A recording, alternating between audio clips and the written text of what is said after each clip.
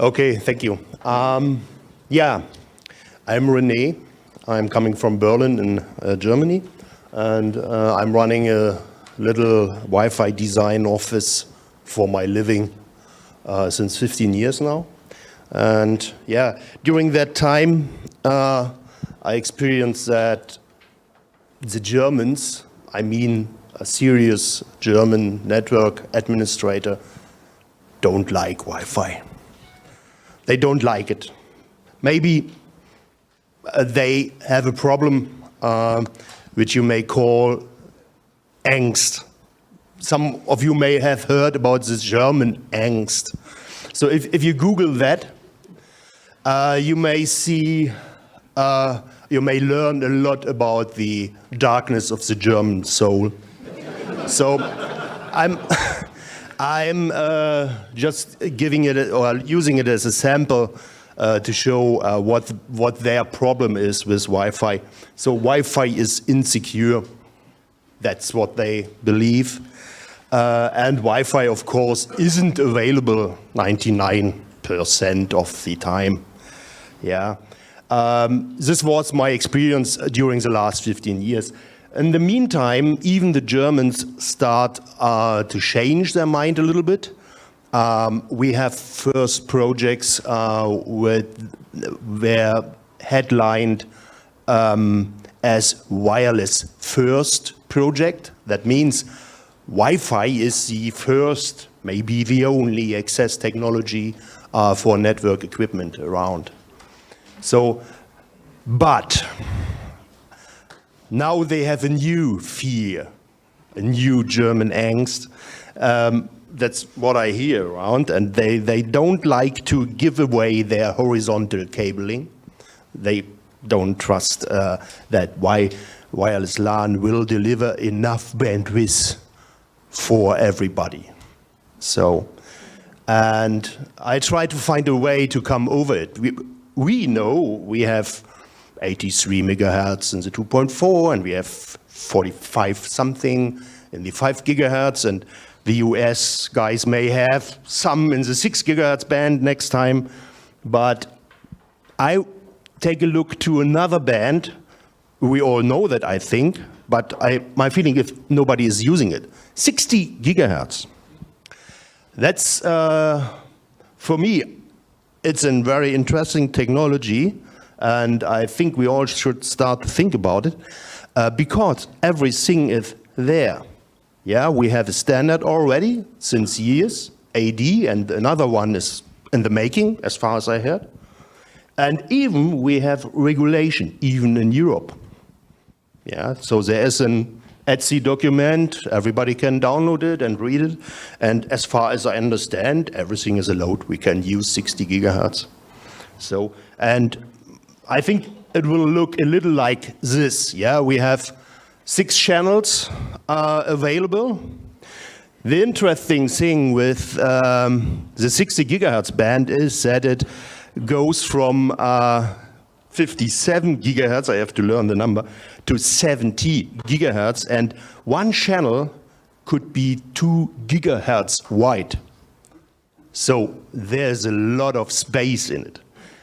And they have everything else we already know. OFDM, QAM, up to 64 is definite, the definition today, so there is some reserve in it. So in Europe, I learned we can use 4 channels. So, as I said, everything is there, even products are there. So, special thanks to MikroTik. They had a giveaway for their last conference in April, I think it was in April, and this giveaway was called Wireless Wire. This old joke, you know. And yeah, I like that because it was for free, and I made a test. So just an easy test. 2 switches connected with a cable. So, and I made a throughput test with the beloved NanoPi. Yeah, I like that device. So on the other hand, just a browser to do that test. So they implemented a real easy throughput test there, and just take a look to the numbers and to the little note, 1 gigabit via wire. And now, without the wire. So what they say in their marketing department, this is a wireless wire, is true in terms of 1 gigabit performance. So, and this impressed me, because we all know if we use normal Wi-Fi, it will not come up to these rates of throughput. So I was impressed and thought, okay, if we have people with bandwidth fear, we have something against it. Yeah.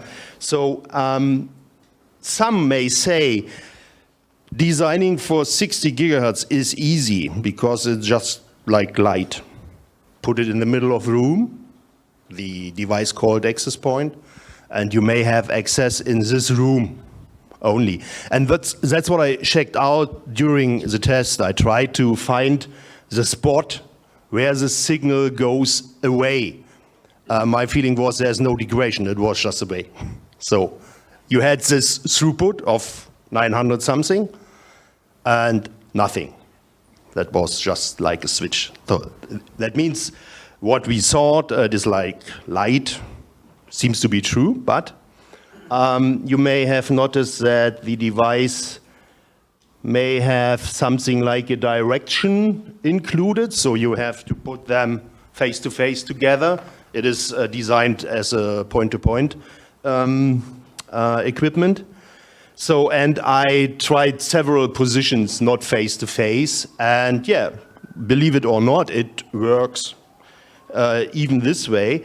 And my feeling was that designing for 60 gigahertz shouldn't be just hanging an access point in the middle of the room.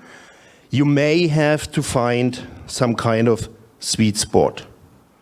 So, was it already there? Yo, I'm done. I just missed if the video was running. No, it ran. It ran, okay, sorry, fine. So, means looking for the sweet spot. And it ended up, of course, I used that tool we all know, and the special modus, just to give an idea how the signal may travel in that little floor plan. And yeah, maybe it could be a request to have a planning tool for 60 gigahertz too. Yeah, I tricked this a little around because I made walls of 50 dB loss, yeah, just to show it this way. What we may think about would be, let's try this. Yeah, I like to draw on these kind of devices. I started to like that. All or some of us in the room may know that we don't take into consideration too much of the reflection in EKH, and I think for 60 gigahertz this could be interesting, because I believe that it will going around a little bit, and maybe even these areas may be filled on some way or another, and I really want to get a better feeling about that. Yeah, so maybe a request. Okay, that's probably should be what I want to talk about. And just a reference list, the sources I consulted. And yeah, if we have any question? No? 26 seconds. Done.